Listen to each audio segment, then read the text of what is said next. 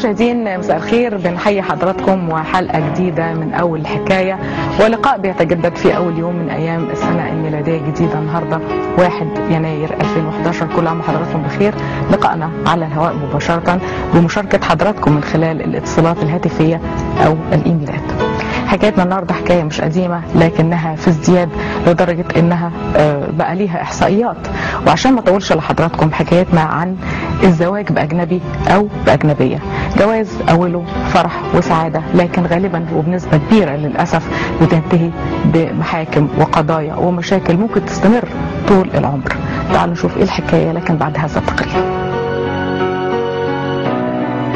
مجازفه يعني بتاخدي القريب، بتاخدي اللي تعرفه احسن من اللي ما تعرفوش يعني، انما غربه كده مره واحده عايزه ظروف معينه بقى. ما اقدرش اقول ناجحه وما اقدرش اقول فاشله، نقول ناجحه 30%.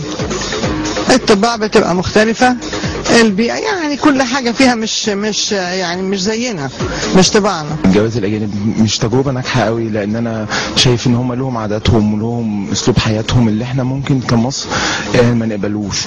فالى حد ما بتبقى معظم الارتباط بالاجانب بيبقى ما اللي هو زيجات المصريين من امريكان او اوروبيين. الجنسيات الاجنبيه هستسمح حضرتك نقف لحظه وعايزين ناخد شق يعني ما نقدرش نغفله، وهو الشق القانوني من خلال لقاء تليفوني دلوقتي. ايوه اتاخر معناش الاتصال.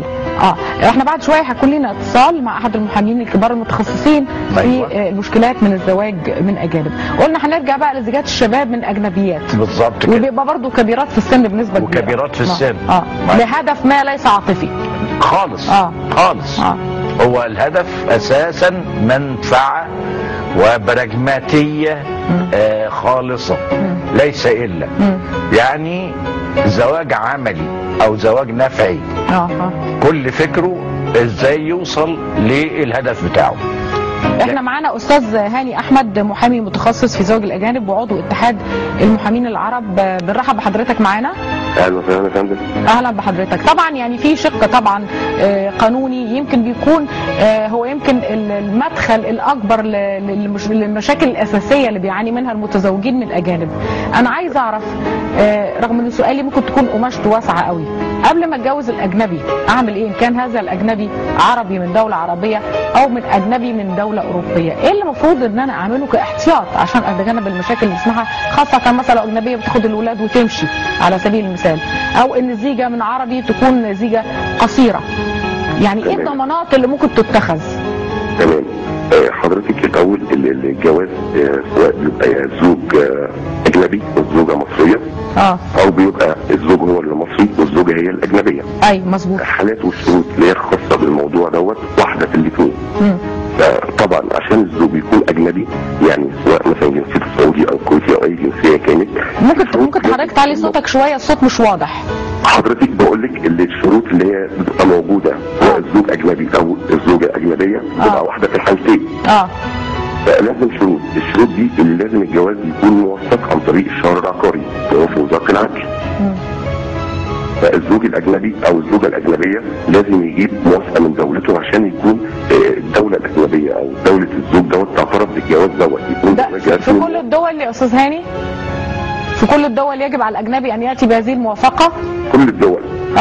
قبل ما يتجوز من جنسيه اخرى لازم الطرف الاجنبي سواء زوج او زوجه بيتقدم لدولته، بيقول انا هتجوز من مصر مثلا زوجه، بيقدم على حاجه اسمها موافقه او على شهاده عدم ضمانها من الدوله دي اللي هي موافقه على الجواز دوت. من خلال عمل حضرتك بتحدث ان في زيجات لا توثق؟ تمام، في زيجات لا توثق عن طريق الموضوع دوت. يعني ما بتتخذش الاجراءات القانونيه اللي حضرتك بتذكرها.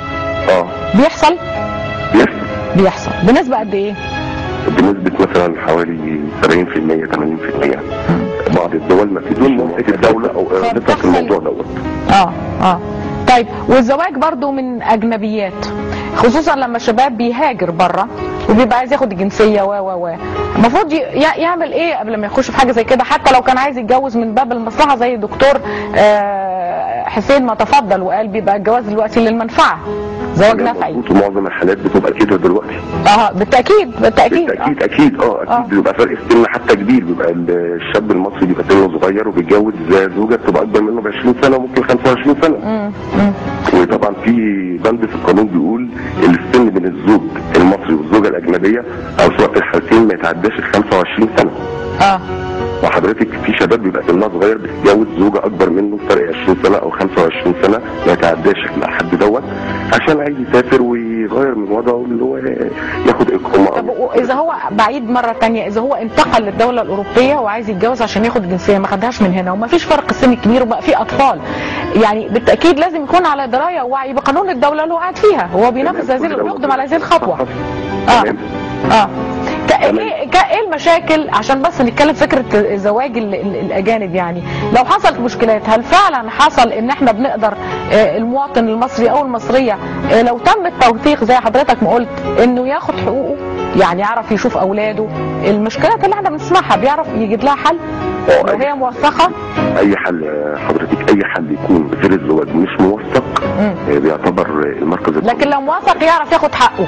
لو موثق ياخد حقه، يعني النهارده لما يجي شاب مصري بيتجوز مثلا جنسيتها ايطاليه الزوجه لازم هي بتجيب موافقه ليها. جميل. يعني ان احنا ندرأ عن نفسنا الاثار السلبيه للزواج من الاجنبي، ان احنا يكون في موافقه من بلد الزوج الاجنبي او الزوجه الاجنبيه عشان لو حصل مشاكل لا قدر الله يكون التوثيق هو حمايه. هو الحل الصحيح. بنشكر حضرتك على مداخلتك معانا استاذ هاني احمد عضو اتحاد المحامين.